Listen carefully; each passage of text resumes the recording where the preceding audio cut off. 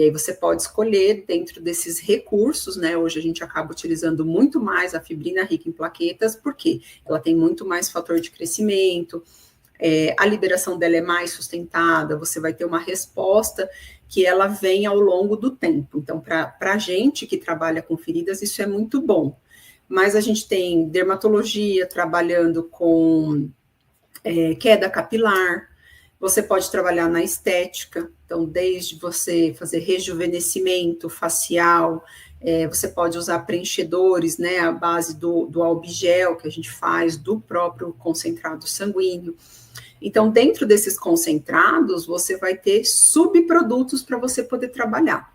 Então, a odontologia trabalha bastante, eles usam bastante implantes, eles associam com outros biomateriais, como a hidroxiapatita, por exemplo, e aí ele vai fazer o stick bone. Então, a gente tem, assim, um mundo a explorar dentro de concentrados sanguíneos, né? Falando aí da coleta aí do sangue. Mas conta um pouquinho mais pra gente, como que funciona isso?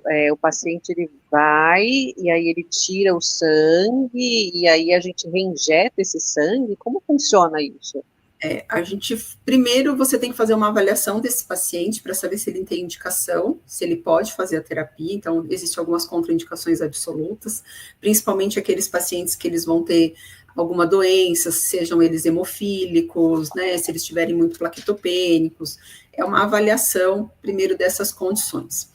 Depois, a gente precisa avaliar o terreno biológico. Então, se eu estou falando de autólogo, que é o seu próprio, ele precisa estar bem. Então, se ele não estiver numa condição boa de saúde e eu coletar um sangue que não é adequado, o meu produto do sangue também não vai ser bom. Então, vamos supor que ele é um paciente obeso, diabético, ele está meta-inflamado, ele está com as vitaminas baixas. Então, você precisa primeiro tentar colocar ele num equilíbrio.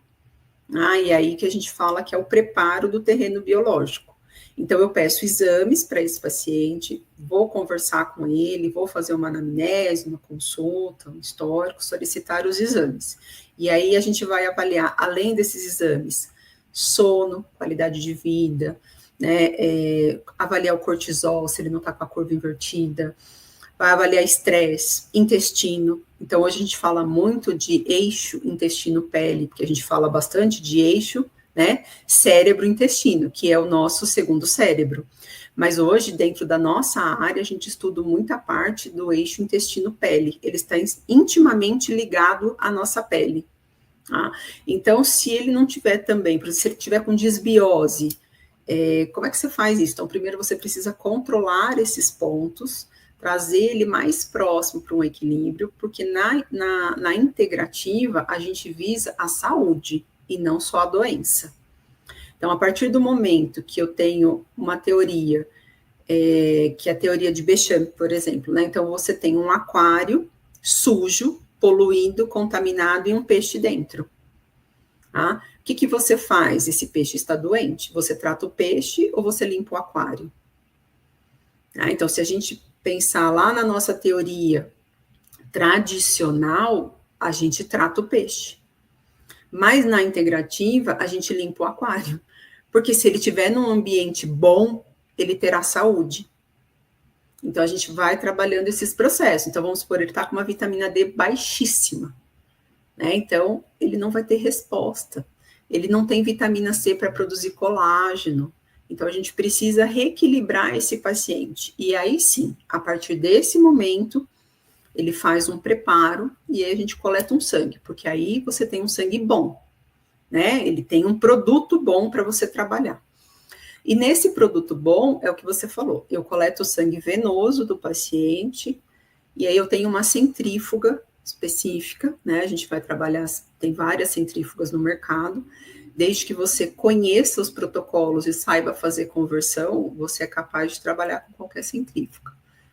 Existe diferença de uma e outra? Existe sim, né? Mas não te impossibilita de começar o tratamento.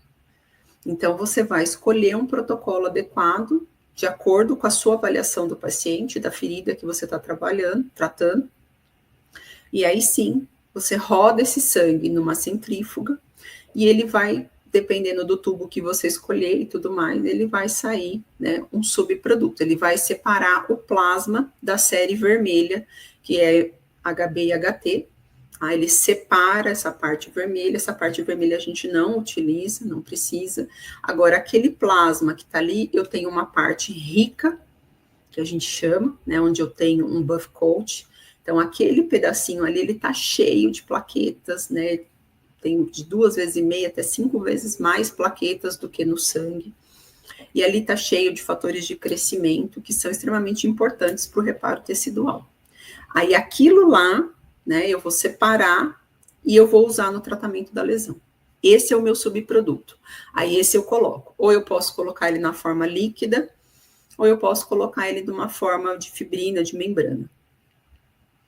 E